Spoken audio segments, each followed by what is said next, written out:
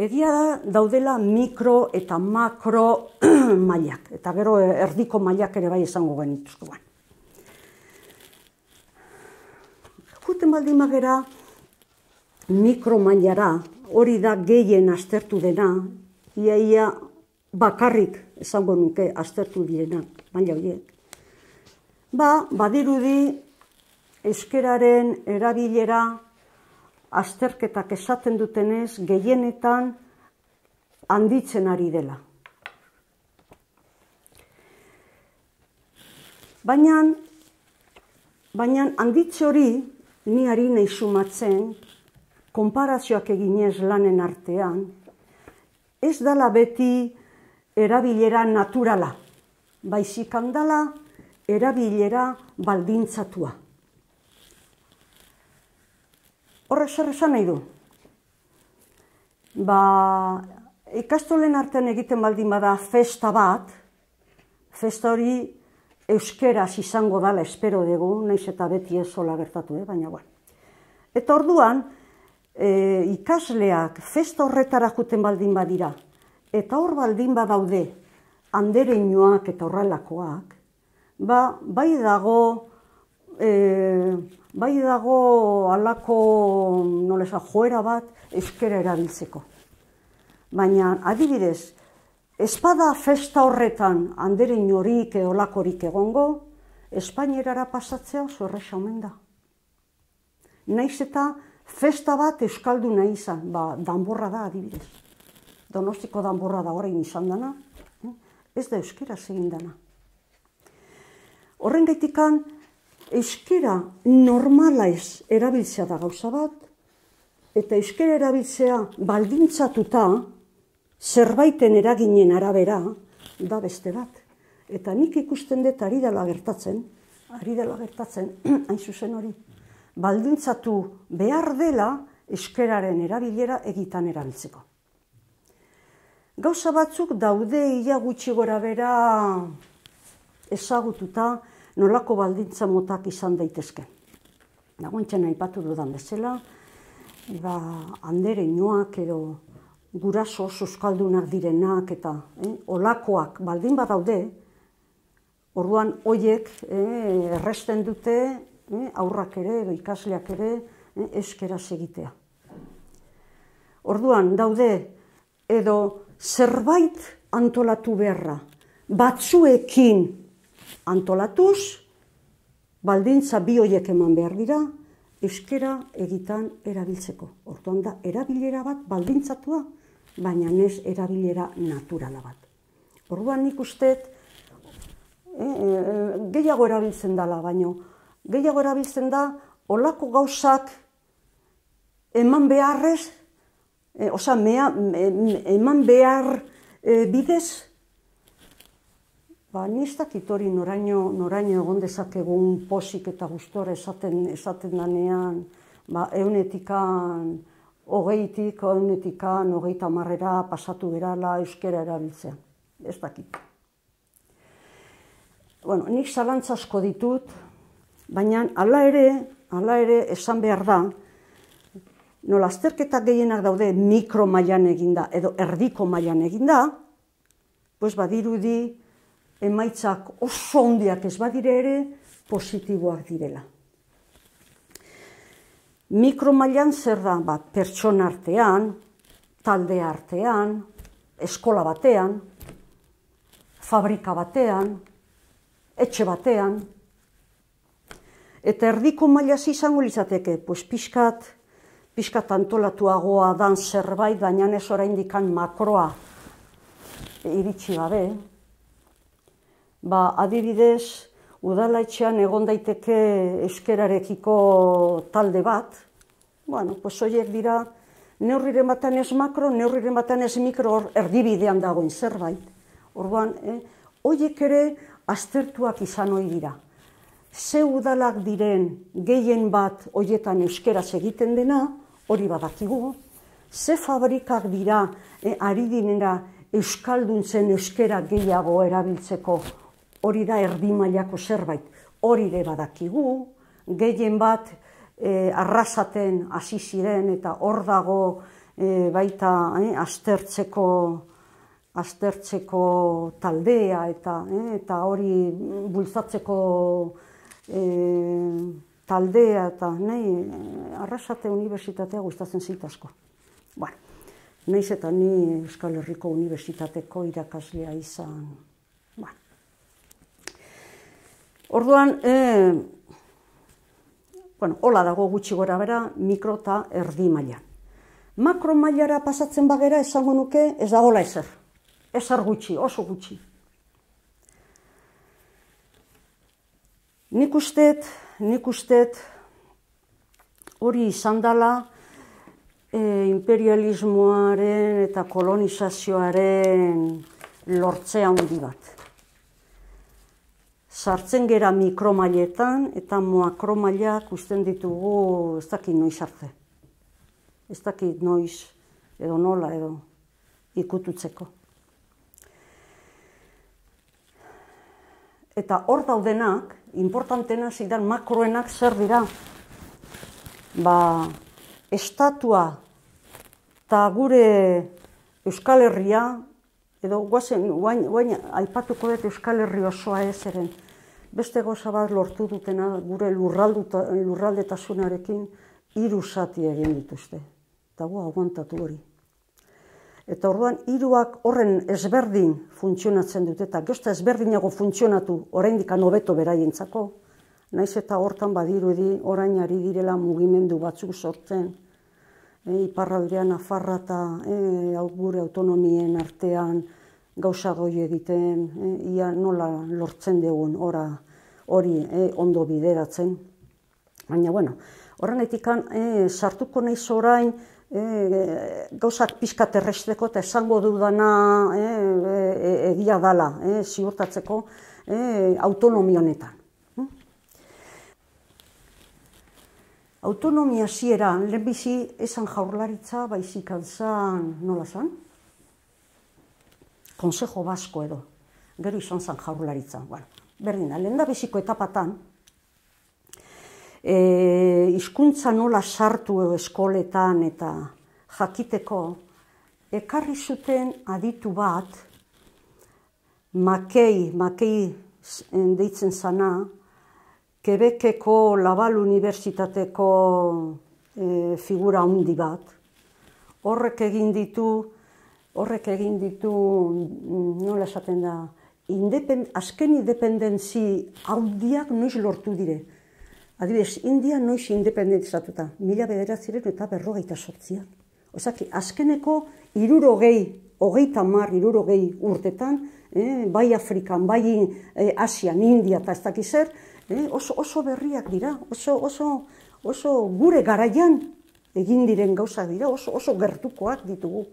Eta horietan, gehienetan, Makei hau eskatzen zuten, nola gertatu diren estatuak dire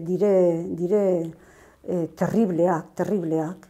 Ez dago estatu bat, ez Asian, ez Afrikan, nazio baten inguruan gertatu dena. Baizikan, nazio bat egiten zuten zati bat estatu honetan, beste zatia beste estatuan. Gauza batzuk egin dira, ezinezkoak, ezin direnak ia ulertu. Gurekin ere antzean, zati gu gaude 2 estatutan ere, banatuta.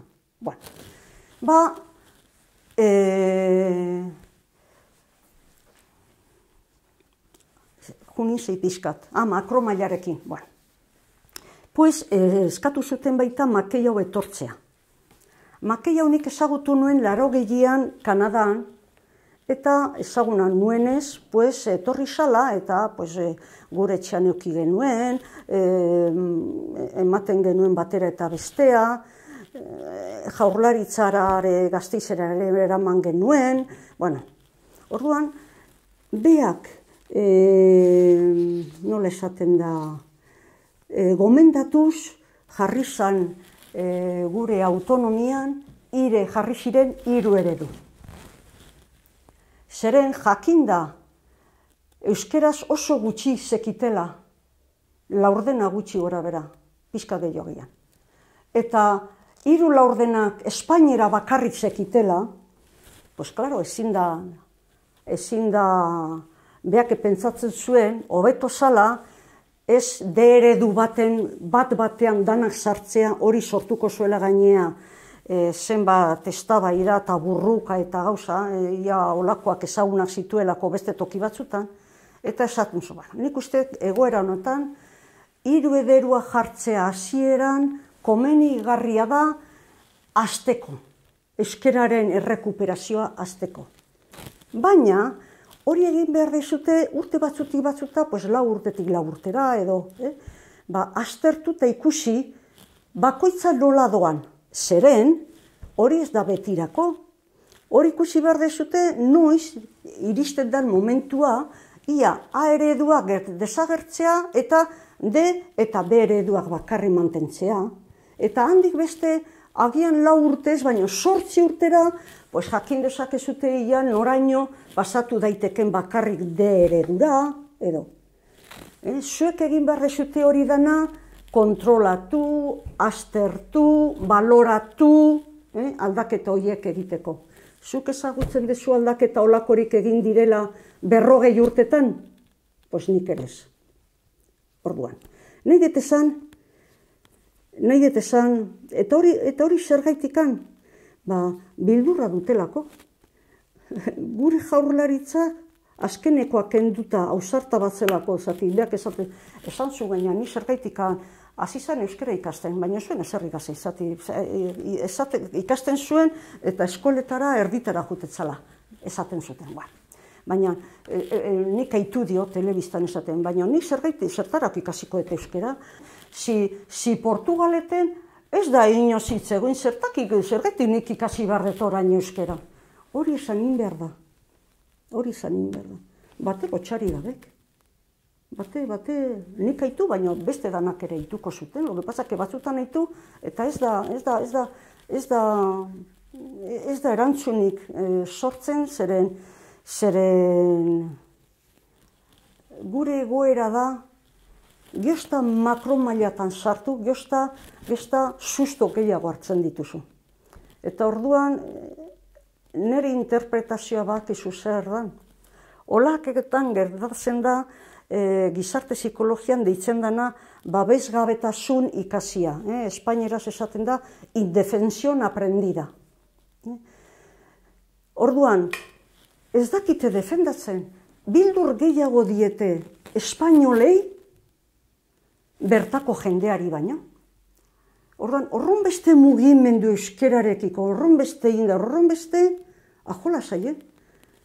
Hitz egiten baldin badute Madriko adibidez hezkuntzako kontsiliariarekin, beak esaten du ez da pentsature. Pues horre egiten diote kaso, baina gero guri izan dabe. Zake badakite nola esango nukenik. Gauza txarran, kolonizazioak erabiltzen dituen modu txarrenak, tramposoenak, ikasita dute eta erabiltzen dute. Bildurtuta daude. Orduan, hortikan zer espero dezakezu. Ezer gutxi, orain arte behintzat, ezer gutxi. Ni isututa nago, egitan isututa nago. Horrengaitikan, zer esango nukenik. Makro mailan egin beharko litzateke egitan aztertu, ez dalako egin. Egin beharko litzateke mikroan beharrez dena beste parametro batzuk erabili, asmatu, gertatzen dena ondo ulertzeko. Zergatik hartu zituzten konpromisago batzuk, hezkuntzako ereduak bezala, ezertarako gero ez mugiture egiteko 40 urtetan. Zer espero dezu hor? Pues gutxi ez da. Ni nago oso bildurtuta horrekin. Horrengaitikan, eta azken finean, hauek diren maila nagusiena, zeren horretara ez bagera iristen, mikroetan bakarri geldituz, ez da, ez jasangarria, ez iraungarria. Ez da.